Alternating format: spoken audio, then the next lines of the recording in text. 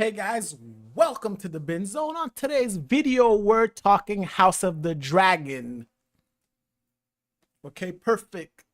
And we're just pretty much going to start off in the beginning of the episode. And the episode pretty much starts off. Whoa.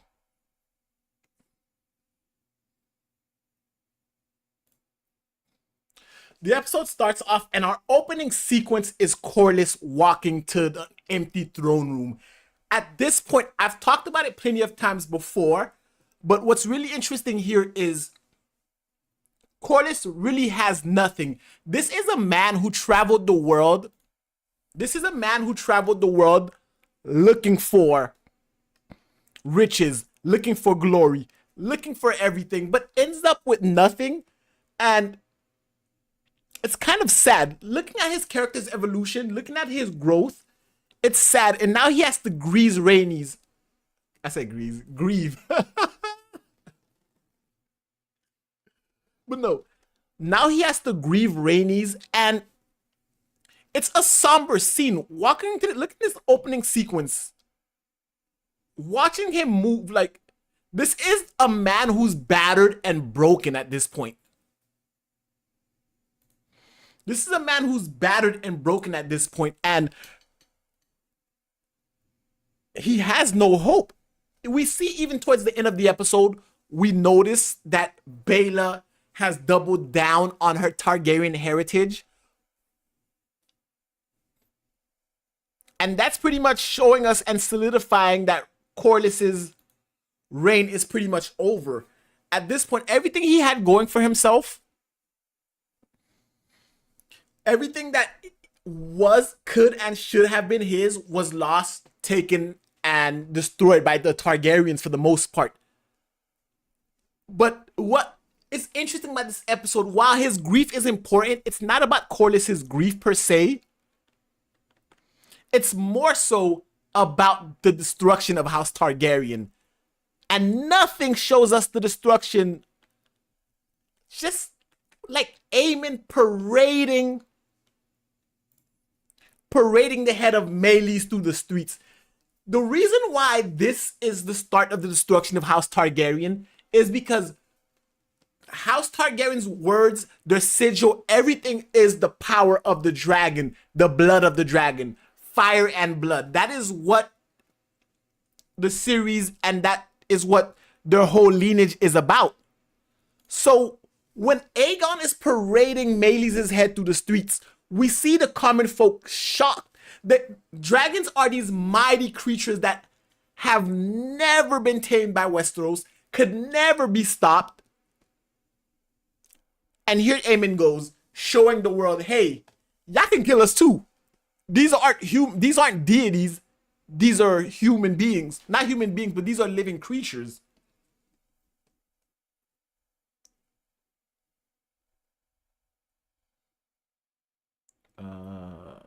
And that is my, hold on.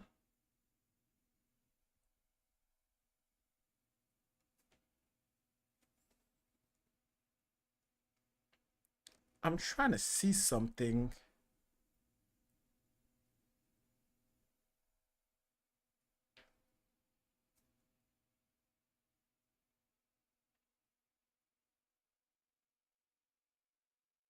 I'm pulling some information up.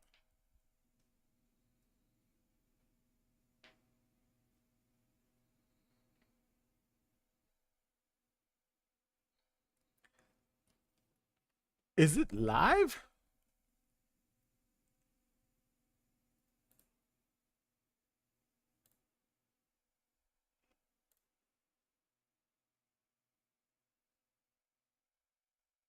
I'm trying to, what is happening here?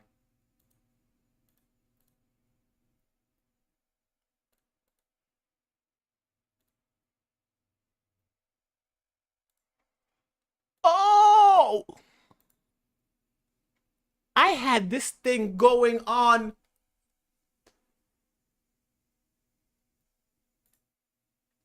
Wow. This entire time I was streaming in private mode. That's nuts.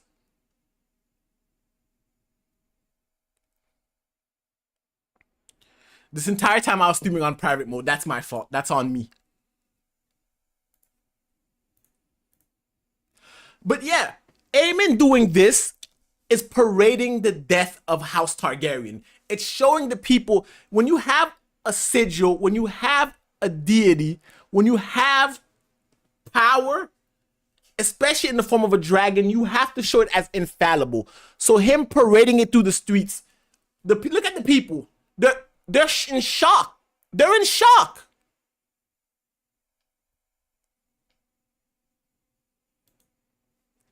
They're in shock because they've never seen anything like this before. They didn't even think it was possible for you to kill a dragon. Because in Westeros, the only dragon for the most part that these people have seen have been the Targaryen's dragons. And those are their form of power. Those are their seats of strength.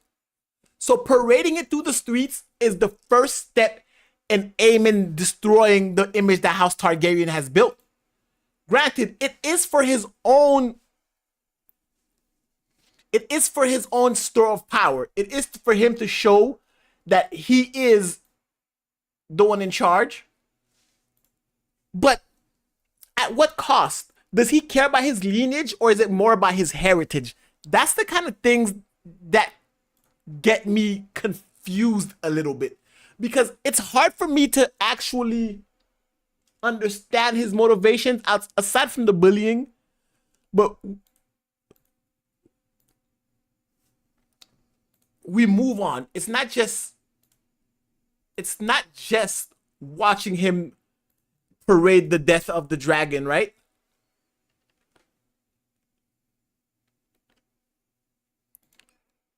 It's Aegon. It's Aegon.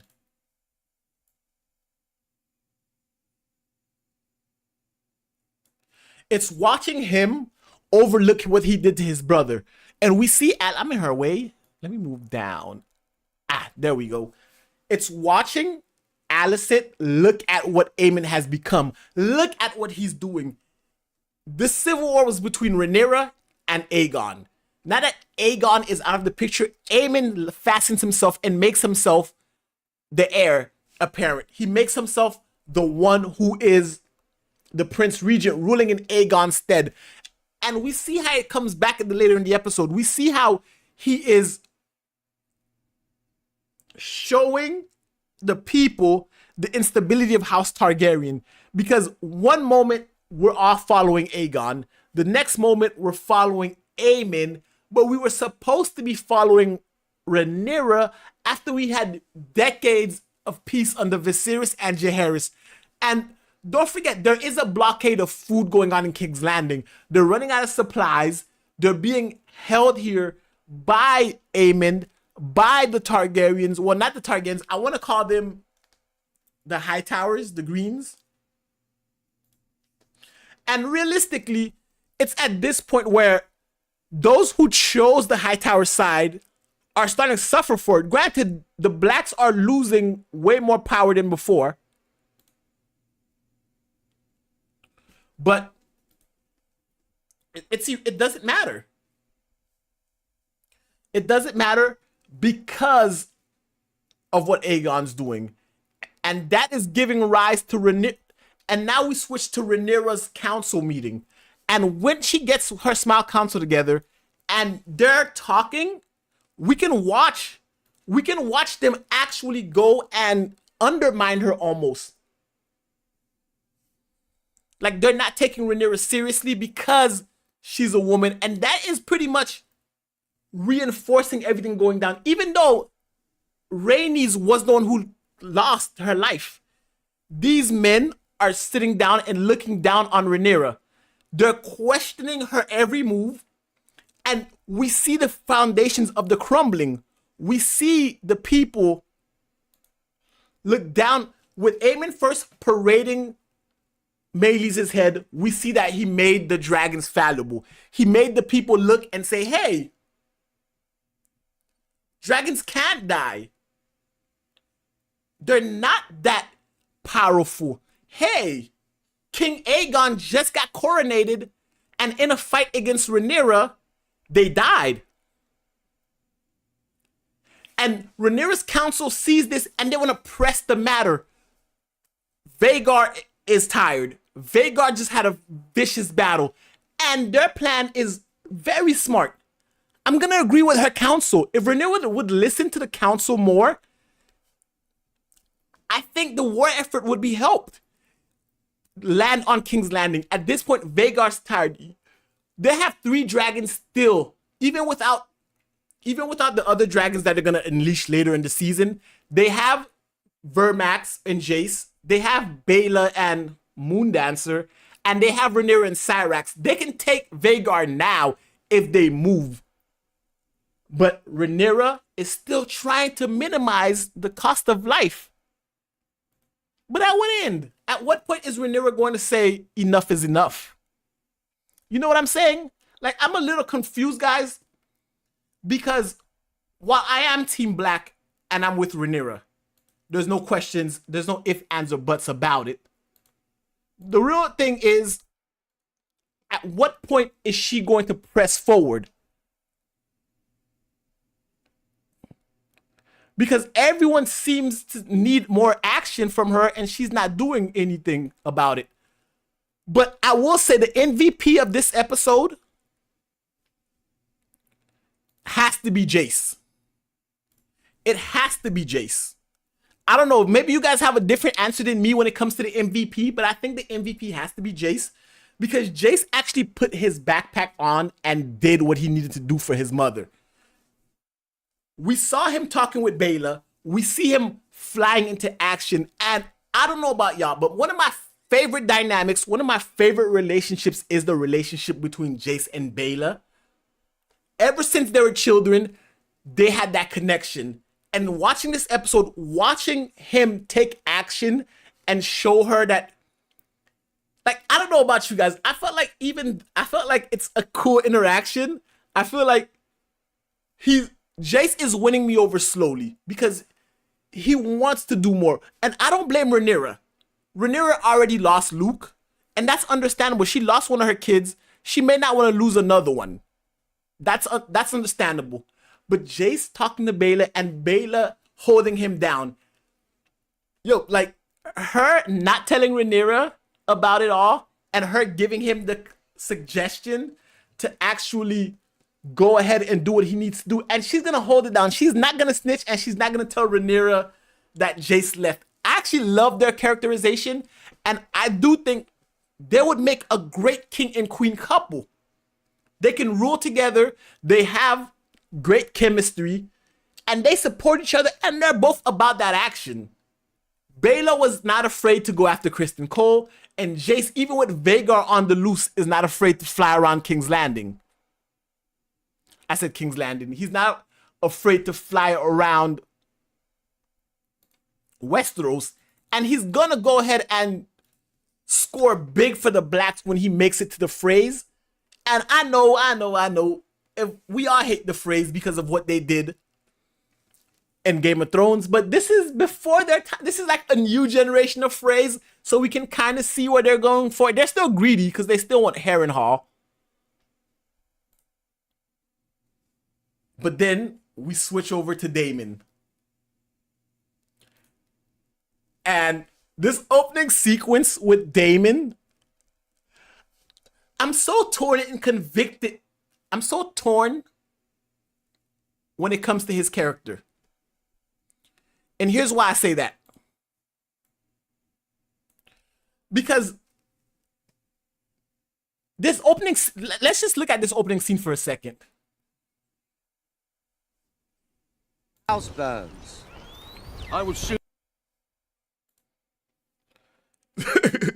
Just their faces watching this dragon and Daemon giving him the option, hey, bend the knee or burn. And the craziest, like, the Brackens, I don't know, like, granted, we're following the Blackwoods. They're Team Rhaenyra. They were Team Black since the first season. William Blacken is that guy. But the Brackens, look Daemon in his eyes. Look at his face. He's petrified of Caraxes. He's petrified. But he looked Daemon in the face with dragon fire, and he's willing to burn for what he believes in. He's not bending to the Blackwoods. Like, for the little bit of time that they were on screen, they gained my respect. I don't know, did they, like, something about staring danger in the face and just being like, you know what, if you're gonna burn me, you're gonna burn me. I don't know. I found that cool. And Damon is getting desperate. When it comes to Damon's character, I feel like Damon is really getting desperate when it comes to mounting a resistance. Like, he doesn't seem to understand. Like, Damon doesn't seem to understand the position that he's in. Like, he has a dragon. He's Daemon Targaryen. He's the prince that was supposed to be heir, and now he's the king consort. But yet, even with a dragon, even with the Targaryen name, the respect and fear that he thought he would get, the reverence that he thought he was going to get in the Riverlands, he's just not getting it. And like, again, it reiterates the same theme of House Targaryen. They're falling. They're faltering. There's too many dragons for us to fear just one dragon. When Jace went to the twins to talk to the Freys, they said it themselves. It's not that we're loyal to the Greens. It's not that we're loyal to Aegon and Aemon. They have Vhagar. And when they have Vhagar, they have Vhagar. So Daemon has to figure out what he's going to do. And in typical Daemon fashion, what does he do? He goes for the worst possible solution. Go after women, go after kids. And look at William. He's a man on a mission. Look at his face. Daemon is ruling with an iron fist. The same reason why Viserys could never make Daemon king. The stuff that the way he's willing to get his hands dirty, which comes back to bite him in the butt. The Brackens were willing to burn. And when they come to Harrenhal later in the episode and they tell Daemon that they would rather die than face and be ruled by a tyrant. Oh man. It kind of shook me a little bit. It kind of shook me, I'm not gonna lie. Like, Daemon is, look at the smug face he has, right? Like, he's so proud. He feels like he's helping the war efforts, but he's not. He's actually making things worse for Rhaenyra. And that's the thing that Daemon always suffers from. From the first season, Daemon has always suffered from making things worse for Viserys, now making things worse for Rhaenyra. And you thought with Aemon being king or Prince Regent, you would think that Daemon, all he would have to do is chill. Chill. The people are gonna, even when he's talking to Alice later in the season and he's saying, better be ruled by us than Aemon One Eye because you haven't met him. But she said the perfect retort. That's the same thing they said about you. And Aemon is following in Daemon's footsteps. Like, he doesn't realize how much he's really just destroying House Targaryen by being himself. Daemon's a very complex character. On one end, he kind of corrupted Rhaenyra and made Rhaenyra who she is today. I'm not going to say she's corrupt, but it was because of Daemon and the way he told her to lean into what she wants and her desires as opposed to being a good daughter, which is what made her go and start having with Hiram Strong, having 3 bastard kids that ends up making her claim challenged. Aemon, on the flip side, is looking up to Daemon, and it's with him looking up to Daemon, he's becoming more like him. And Daemon doesn't see that.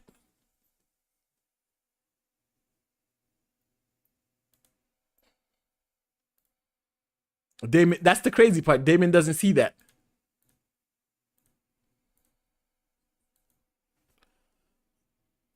But moving from there, the episode goes and we find ourselves in the Eyrie. And I'm not gonna lie to you guys, I didn't think I was gonna see Reyna for the rest of this season. I thought she was gone for at least until the finale. I was glad to see her, but I thought she was gone until the end of the finale. But seeing her here and looking at the Eerie, just this conversation that she's having with the Lady of the Eerie. I don't know if you guys remember where the Eerie's from, but it's from. Remember when Catelyn Stark, where Catelyn Stark's sister was when she was ruling there, and she had the little boy that was like 10 years old, still coupled to her breast, drinking breast milk. That's the Eerie. And remember, it's impenetrable. You can't take a land army to get there. Like, an army can't take you there. Like, you can't just pull up. The only way you can get there is on Dragonback. And that's how you can conquer them. She knows that. And that's how the Eerie was able to bend the knee to Aegon the Conqueror. Because they thought no army could reach them. Queen Visenya flew on her dragon.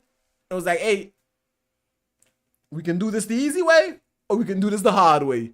And they chose the easy way. But now she's thinking smart. She's thinking progressive. She wants a dragon to protect her castle area. She wants a dragon to make sure that no one can come and conquer the Eerie. The only downside is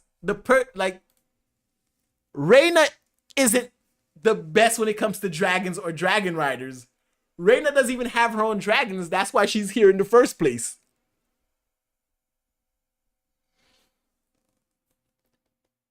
And not just that, she has to grieve. But Rhaenyra did give her 2 dragons. The funny part is, again, it goes back to the same theme we've been talking about this entire video. The destruction of House Targaryen. And that comes with what they did to the dragons. The dragons are their symbol of power. Aemon paraded their heads all throughout the episode, showed melees can be killed. Strike 1. Daemon showing up on Dragonback, and now the Brackens and people are saying, you know what? We're seeing, like, we're just gonna burn. We're just gonna burn. It is what it is. Demystifying the fear. And Daemon let them go. Daemon should have burned them where they stood, and people would know, if you come in contact with a dragon, you will die. But just having Caraxes there and threatening them and letting them go, Daemon also is demystifying them. And now with Reyna and the Eerie, and Rhaenyra sent 2. She sent 2 dragons to the Eerie, giving them away at this point. And it goes to show that, again, they're commodities. These are the Targaryen sigils and symbols of power. The small folk, if you're not a Targaryen, you shouldn't even be able to touch a dragon unless you're a dragon keeper. Keep that power away. If you see a dragon as a non-Targaryen and you're not seeing it fly over your head like you're up close, it should be burning you. And that burning you will be the fear that keeps House Targaryen on the throne.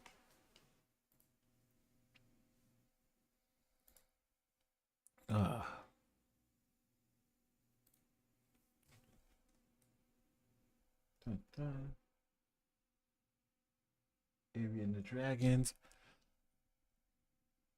Let's move on to the next scene. Let's move on to the next scene.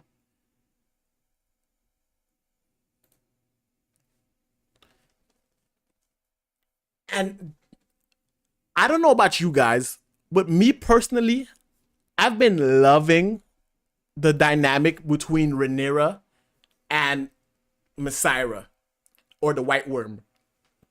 And the reason I've been loving that dynamic is because Rhaenyra has been doing the right thing and leading correctly. I do think that. But Rhaenyra hasn't been using all the resources at her disposal. She has a Master of Whispers. We all know from Game of Thrones how powerful Varys, Littlefinger, or hell, even in House of the Dragons, look how Larys Strong was able to put Aegon on the throne. He was able to position Alicent in a way where she was able to bring Otto back when Viserys was still alive. So the fact that Rhaenyra and Mysaira are having this conversation,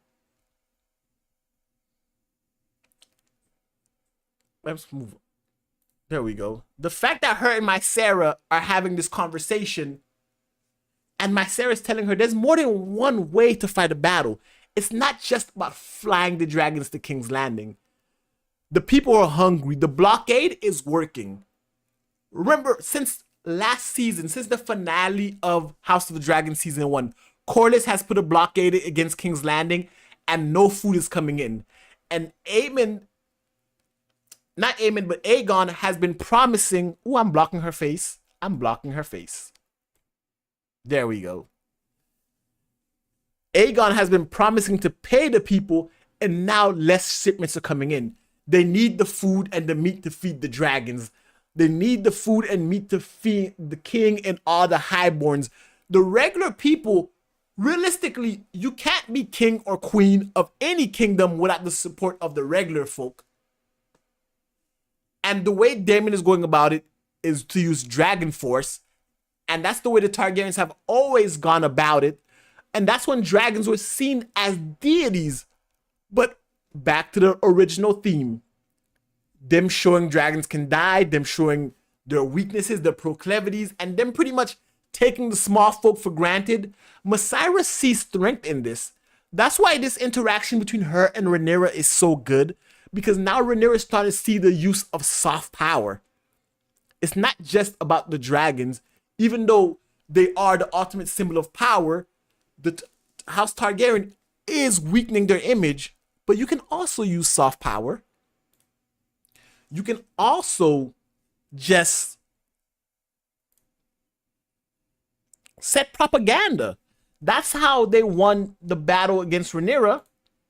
It was via propaganda.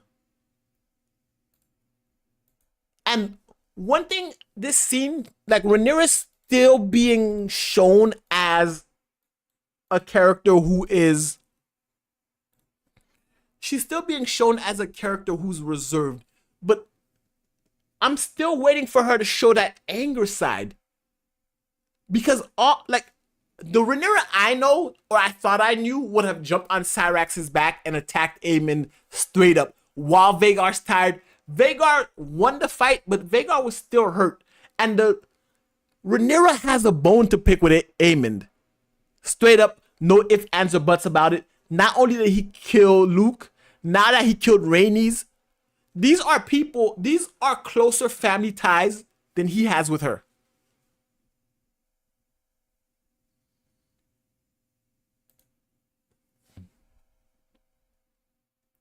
But moving on from that scene, we find ourselves with Rhaenyra again, but this time Rhaenyra's with Baela. And Baela's role in the show, I like that it's starting to grow more and more. I like the fact that Baela wants the support and wants the help. And even in this scene, she could have snitched to Rhaenyra about Jace, but she held it down. And that's one thing we've always seen with Team Black, is the fact that they actually come together. Except for Daemon. Daemon's always doing his own thing, but Team Black comes together. And in this scenario, we're learning just a little bit more about Baela. We learn a little bit more about Rhaenys. And this scene, Rhaenyra is asking Baela to go give Corlys this box to become the Hand of the King, because Rhaenyra knows Corlys is grieving right now, and he might be looking at her sideways because Laenor, Laena, and now Rhaenys are gone. But what I like about this scene and what it really showed is that Rhaenys, we finally kind of realized why Daemon had beef with Rhaenys, and that's because Daemon wanted to claim Meleys first, but he couldn't because Rhaenys snuck into the dragon pit and claimed Meleys before Daemon, so Daemon was kind of stuck with Caraxes. Which is not a stuck, because Caraxes is a cool-ass dragon, but it's these moments which make me really like this show. I'm going to say this. House of the Dragons need more. I don't know if you guys feel the same way. Let me know in the comment section, like in the chat. Let me know. I feel like these moments between Targaryens are some of the better moments of this show. That could just be me. I'm not sure. But I do feel like when it comes to their moments, it's a little more interesting. I don't know. Maybe that's just me. But I do like these slow moments. I do like Targaryen lore, them explaining certain parts of the character's growth. Not necessarily when the Greens do it, but seeing Baela and Rhaenyra talk, seeing Baela and not Rhaenys, but Baela and Corlys talk. I like seeing those interactions. I like seeing Targaryen history, Valyrian history, and just that connection. I don't know. Maybe that's just the Game of Thrones nerd in me, but I like seeing those reactions.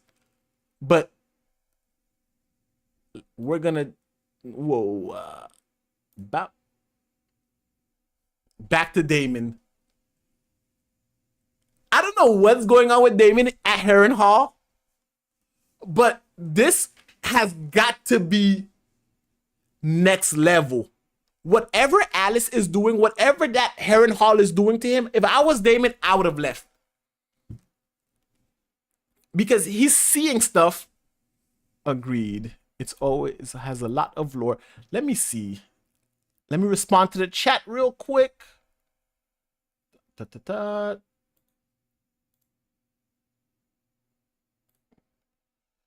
Agreed. It's always a lot of lore built in. That's why, exactly, those small moments are the parts that flesh out the characters, flesh out the lore, flesh out the story. So every time we get some of those, we even get some later on in the episode with Jace and Rhaenyra. Just those moments, those interactions, the people who know the history of House Targaryen. And we don't get that when we flip to the other side. Because when we're on Team Green, like, we don't see the camaraderie. We don't see Aemon and Aegon talking. We don't see Aemon talking with anybody. But we don't see those Targaryens interacting. We see Alicent a lot, and we're going to get into her scene. But let's talk about Daemon for a second. Daemon,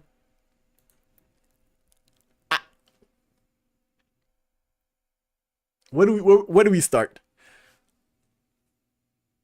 I know Targaryens do this. I know when it comes to them with their family, it's one thing, right? But your mother? Daemon sat here and had a whole...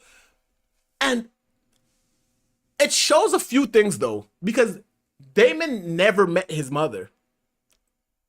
Wait, no, he did meet his mother. That's for... I'm confusing the lore for a second. But I'm confusing the lore for a second. Daemon was the favorite son. He was the one that should have been king. If he was born first, they felt like he would have made a stronger king than Viserys. But I'm a tad confused as to what's happening to him. What is Harrenhal, the castle, doing to Daemon? Because it first started with Rhaenyra. And I feel like it's starting with the women that he loves. So the first visions was Rhaenyra. And he really fell in love with Rhaenyra in the first season when she was younger. And the whole Target. This man is dreaming about his mom. So let's take the Targaryen stuff out of it. So we see his love of Rhaenyra manifest. And we have confirmation, and this episode doubled down on it. We have confirmation that he loved Laena Velaryon. He loved the mother of his children. And she kind of chastises him a little bit for not visiting his daughters more. And now we see that he loved his mom. I mean, we all knew he loved his mom, but like... This is otherworldly. This is otherworldly.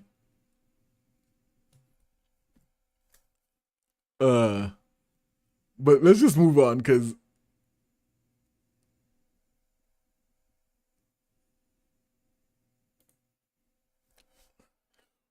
sticking with Daemon. We're sticking with Daemon. And I think he's like, I'm confused as to what is going on in his mind here.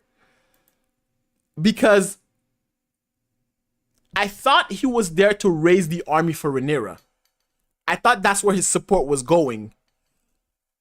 But here we're seeing that he wants to be called the king. Not just that. He wants to do everything on his own. And even when it comes to paying back the debt, getting the gold for the loans. He's doing it himself, and he has no money. So they're not afraid of your dragon. You have no money, but you feel like you're entitled to it, and this is your birthright. I think the Harrenhal is driving his baser instincts. What drives him, what motivates him to come out. The women he loves, mom, current wife, dead wife. His deepest desire is the Iron Throne, being king, raising this army. Because if he raises this army, Melees is dead.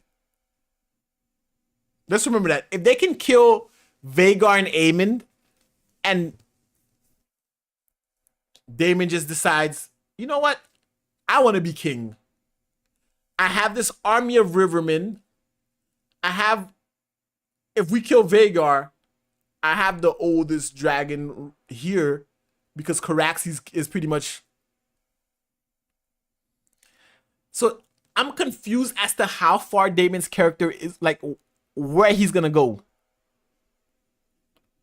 That's really where I'm confused with. Where else is Daemon gonna go? Because he's gonna go like Homegirl said. Alice Rivers told us that he's gonna die in Harrenhal. So is he gonna stay there and just wither away and die? That's interesting. I want to see where his story actually plays out.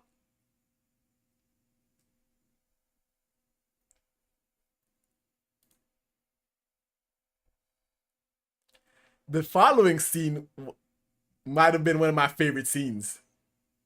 And that's putting Alicent in her place. At this point, I personally am tired of seeing Alicent on screen. I feel like her role gets diminished with each and every episode, but we spend more and more time with her. But this scene, look at Aemon's face. He knows like he's playing the Game of Thrones correctly. He knows like I'm gonna let my mom talk out of respect. I'm gonna let her do her thing. But once they vote me in, I'm king, or I'm the Prince Regent, and now we're doing things my way. And it's funny watching Alicent's character just get shut down like this. Like, just look at Aemond.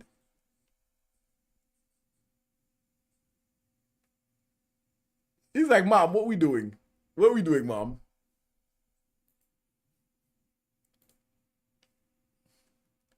And no one supports Alicent. I'm enjoying this. I think it needs to happen, and I'm glad that it's happening. And when she turns her head to look at Kristen Cole, like, what did she think this was? Like, did she actually believe she had a real relationship with Kristen Cole? And this scene is really humbling because everything Rhaenyra fought for, everything that Rhaenyra wanted, everything that she needed, and she wanted Alicent's support for, Alicent never supported her. And now that the tables have turned, now you see how Rhaenyra feels. Now you understand it. You're surrounded by these men. You see Kristen Cole for who he really is. And now you're seeing Aemond essentially take a position that you thought you would have gotten, the same way Aegon took a position that Rhaenyra thought she would have gotten. Alicent is getting her just desserts, and I'm enjoying every second of it. And just that look of, how could you? I loved it. I loved it. I enjoyed it. Alicent got what she needed. I hope this season does more humbling of her. But again, I'm going to reiterate, I hope she gets a little bit more screen time. Not that the actress is doing anything wrong. Not that there's anything wrong with the character. But none of her actions as of late are affecting the story at all. And if she's not going to affect the plot, she's not going to affect the story, maybe seeing a little bit less of her and spending more time on Rhaenyra. Because every time we do see Rhaenyra, the story's progressing. Rhaenyra's making shit happen. So maybe we could move more with Rhaenyra, less Alicent, focus on more of the other characters. Jace going to the phrase. All those scenes expanding on the story are better spent on those other characters than they are spent on Alicent. Amen.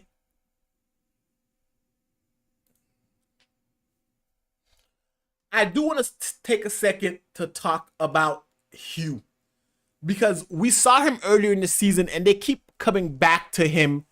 And looking at his wife, he's not old. That white hair isn't gray. That's Targaryen hair to me. And the idea of Targaryen bastards was pretty much established earlier on this season. And at the end of the episode, Rhaenyra actually touches about they could be everywhere or anywhere. And the fact that we're focusing on this family specifically, why? And that's because I think he's Targaryen. Just like the other guy said he was back at the bar, I think he's legit Targaryen. The white hair is there.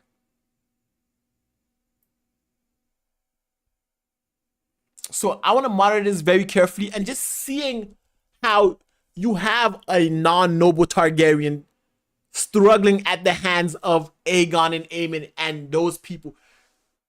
If you go to your cousin Rhaenyra, who's going to give you a dragon, because we see at the end of the episode, Rhaenyra is willing to give dragons out to people who have Targaryen lineage if they bend the knee. That's a very interesting plot point to actually look at and look forward to watching his character.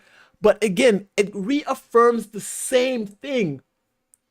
Dragon Lords and Highborn Targaryens should separate themselves from the rest of them. Dragons are our prized possession. This man can't even afford bread and water for his family, and you're gonna give him a dragon? That's loosening your power base. That's diluting the powers that be. That's diluting the name Targaryen. And that's how you end up with more dragons in the field.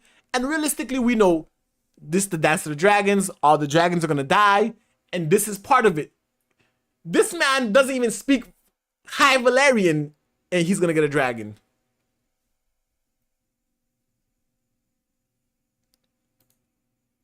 Alicent and Kristen, I don't know about you guys, but watching more Alicent and Kristen scenes just don't do anything for me at this point. I don't like any of these characters. But, like I said earlier in this episode, or this live stream, Jace is my guy. And he pretty much is the MVP of this. Why do I have him? Why do I have a picture when he's smoldering? Oh, man.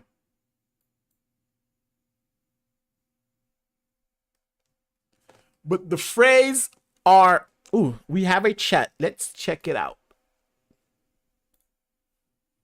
Then we'll get to the phrase in a second. It says...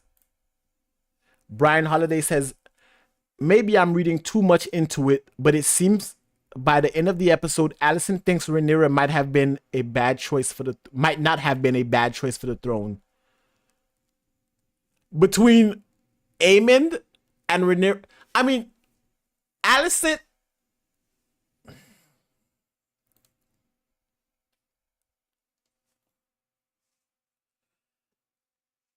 I feel like Alicent was just always angry and hating on Rhaenyra.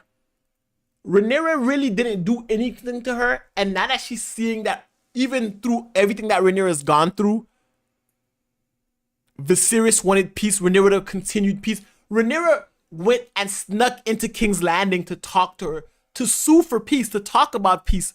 So yeah, Brian, I agree that she does regret her choice. She does regret siding with her council, siding with her father and putting Aegon on the throne. Because Aegon doesn't care. He never wanted to be king. And now you have Aemon One Eye, who's a tyrant, and she can't control any of her kids. She's gonna have no say whatsoever. But at least with Rhaenyra being on the throne, there would have been peace. I feel like Rhaenyra's nice enough to where she would have kept Alicent around. And if Alicent got them to actually lay down their, like, if Alicent switched her support to her in the beginning, and Rhaenyra saw that Alicent was my friend through it all, she would have had a place in Rhaenyra's castle. That's just my opinion.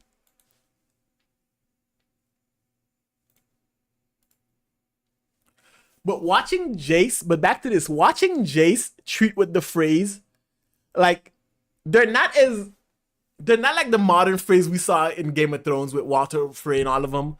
But the phrase was still the phrase. We have the bridge, y'all wanna cross, what's it gonna cost? Because we have to be on the lookout for Vhagar. So what's it gonna cost? But Jace, like I said, like the MVP that he was able to negotiate. We'll give you Harrenhal. And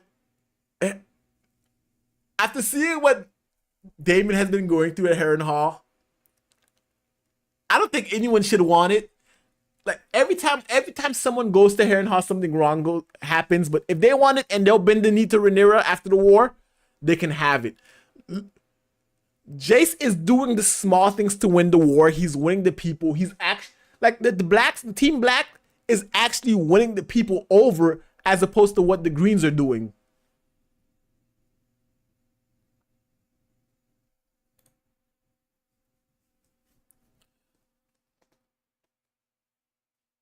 And this scene right here with Alice Rivers talking to Daemon is the scene that pretty much cements Daemon as not the right person for the person that Viserys thought he was, and not choosing him to be his heir was justifiable because Daemon is behaving like a tyrant.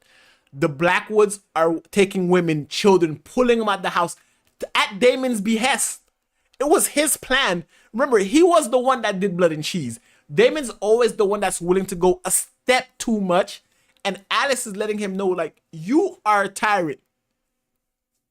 And Daemon wants her to know, I'm better than Aemon, but are you? If Aemon is actually looking up to you and following in your footsteps, and you even had the dream last episode where you saw yourself as Aemon, you're doing more harm to Rhaenyra's cause than good.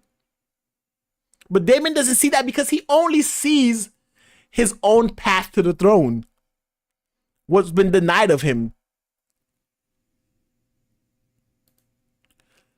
But I want to see if he dies because she kills him or it's poison, or like his mind gets rotten away.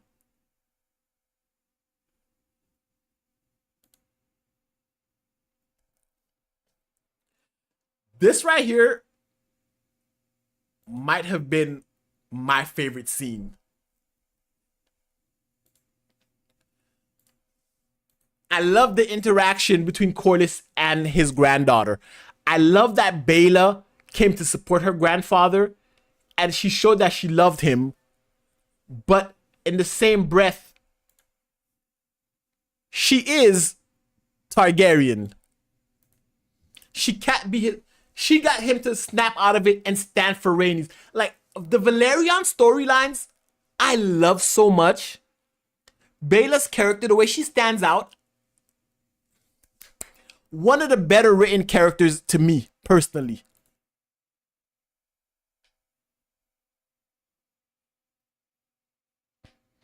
But that's just my thoughts on this scene. This scene, again, is one of the scenes I talk about all the time. When it's the Targaryens, when it's the Valerians being side by side, talking about certain things, we get more introspection. We get more understanding of the lore. We understand the characters just a little bit more. I wish the other side, the Greens, had more of these moments where we can empathize with them and kind of root for them. Because so far, they're coming off as the bad guys. But unlike original Game of Thrones, where we could actually care about Cersei's motivation, they're not giving us much to care about.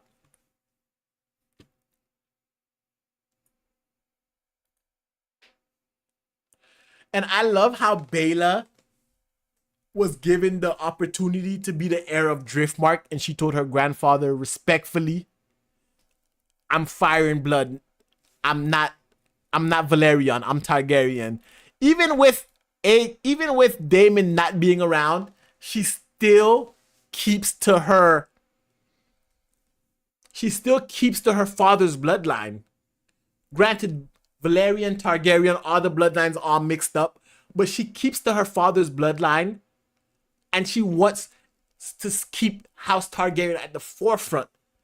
And I think it's that fire that reinvigorates Corlys, because at this point, I think he was gonna quit dealing with Rhaenyra altogether.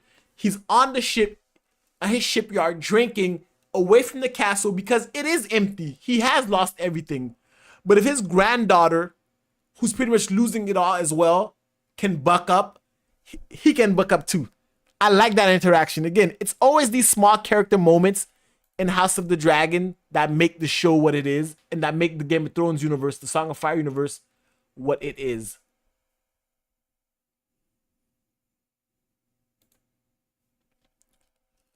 Rhaenyra and Sir Alfred. This I want to see where it pans out to, and I want to see what it becomes, because I want to see how Daemon reacts to all of this. But I feel like we spent a lot. This was a scene I did enjoy. I did like seeing Helena again, asking Aemon, was it worth it? Did the cost you had to pay worth it to sit on the throne? And it's interesting because Aemon always had a soft spot for his sister, and it's kind of weighing on his conscience because I don't think Aemon is 100% a monster. It's just his way of standing out. That's what I think.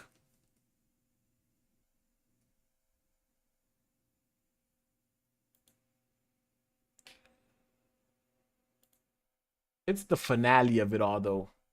It really is the finale.